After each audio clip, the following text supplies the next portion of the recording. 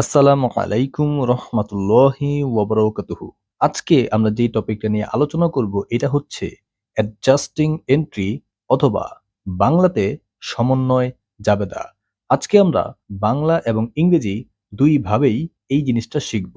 এখন আমরা যখন আর্থিক বিবরণী বা ফিনান্সিয়াল স্টেটমেন্ট করতে যাই তখন দেখা যায় একটা রেওয়া মিল দেওয়া থাকে এবং রেওয়া মিলের নিচে কিছু সমন্বয় দেওয়া থাকে। এই যে সমন্বয়গুলা এইগুলারই জাবেদা করতে হয়। এখন এই সমন্বয়গুলো কিভাবে আসলো বা কেনই এই সমন্বয়গুলো আসে, যদি আমরা এই জিনিসটা ফাইন্ড আউট করতে পারি তাহলে সমন্বয় জাবেদা করাটা আমাদের জন্য অনেকটাই সহজ হয়ে যাবে। এখন প্রথমত অনেক লেনদেন থাকে যেগুলো হিসাবের বইতে লিপিবদ্ধ করা থেকে বাদ পড়ে যায়। যেমন ধরেন অলিখিত ক্রয়, অলিখিত বিক্রয়, মানে আপনি লিখতেই ভুলে গিয়েছিলেন।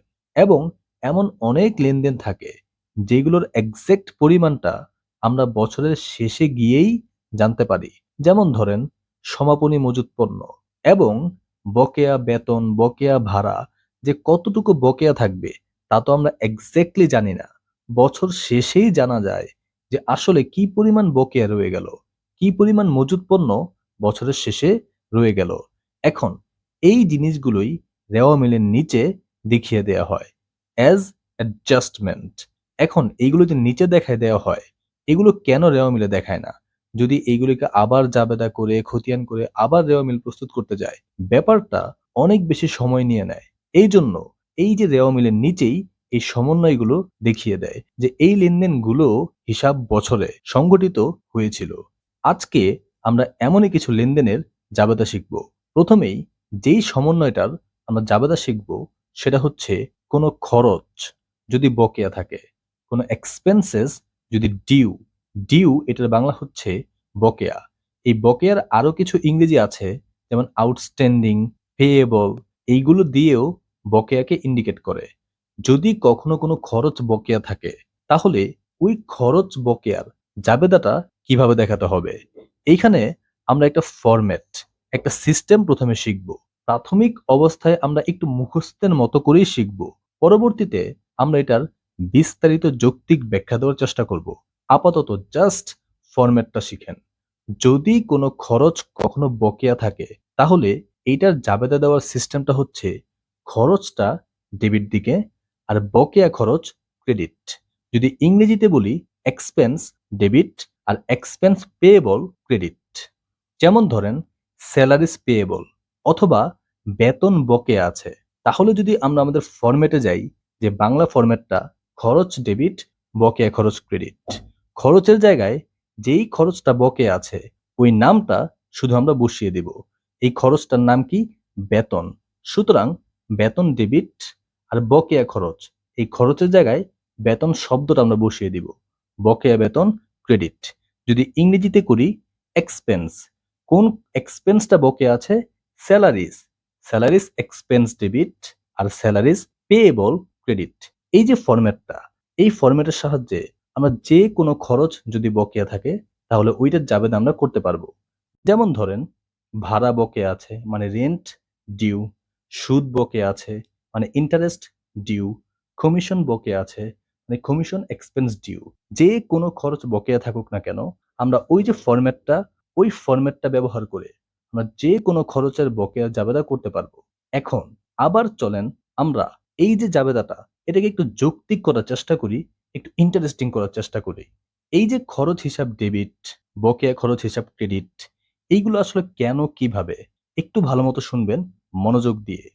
হিসাব বিজ্ঞানে একটা কনসেপ্ট আছে, আমরা যখনই কোনো সেবা নেই অথবা কোনো সেবা দেই, টাকা দেই আর না দেই, ইট ডাজন্ট ম্যাটার।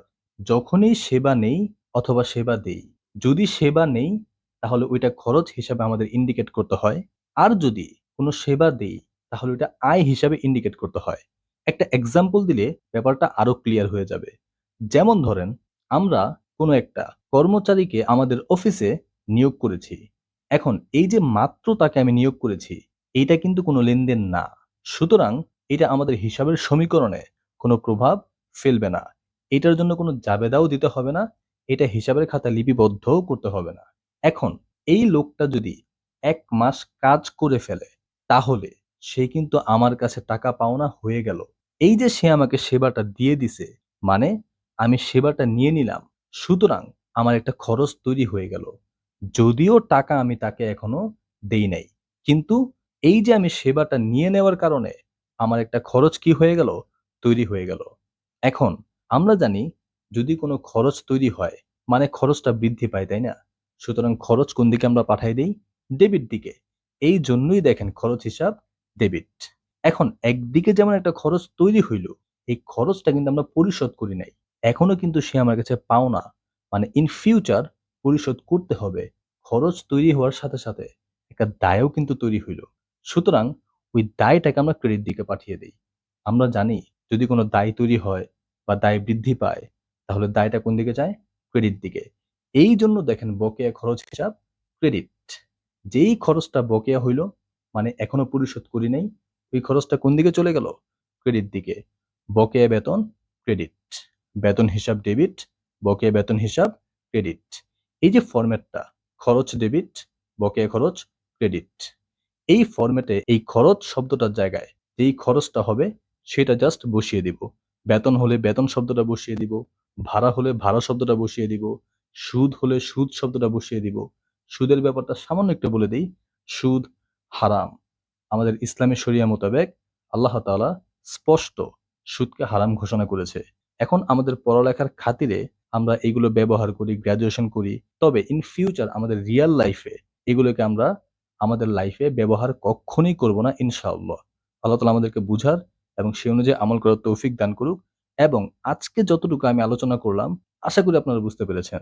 ইনশাআল্লাহ আগামীতে নতুন একটা টপিক নিয়ে সামনে আসবো। Till then, take care. আসসালামু আলাইকুম ওয়া রাহমাতুল্লাহি ওয়া বারাকাতুহু।